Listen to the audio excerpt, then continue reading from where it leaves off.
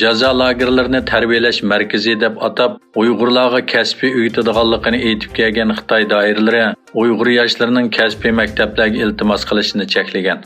Xitoyning 2020-yili kasbiy maktablarga o'quvchi qabul qilish to'g'risida chiqqan ba'zi e'lonlarda iltimos qiluvchilarning Uyg'ur bo'lmasligi talab qilingan.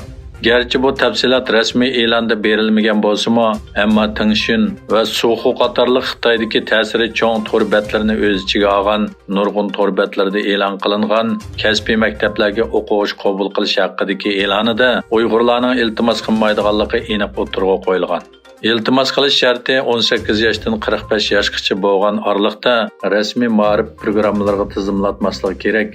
Ba'zi kasbiy maktablar Uyg'ur o'quvchi qabul qilishni cheklaydi deb yozilgan. 21 fevral Xalqaro ona til kuni munosabati bilan Qirg'iziston poytaxti Bishkek shahrida va davlat bo'yicha yezi shaharlarda keng ko'lamli faoliyatlar o'tkazildi.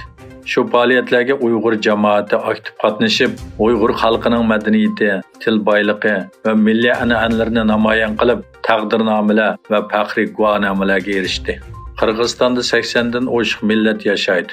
Ularning ichida Uyg'urlar nopis jihatda 5-o'rinni egallaydi. Yildan yilga Qirg'iziston hukumatı ona til kunini yuqori darajada texmo keng ko'lamda o'tkazmoqda. Amerika Markaziy axborot idorasining boshlig'i William Burns Xitoyning Ukraina urushida Rossiyani qo'llash uchun ajalli qurol bilan ta'minlash mumkinligiga qarata bu intayin xatarlik va aqlsiz harakat dedi.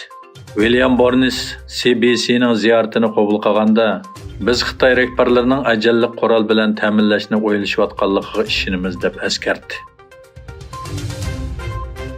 İsrail Baş Ministri Benjamin Netanyahu Twitter hesabida Falastin, İsrail, Yordaniya, Amerika va Misrning ishtirok qilishi bilan Yordaniyaning Akabada o'tkazilgan bexatarlik yig'ini haqida bayonot e'lon qildi.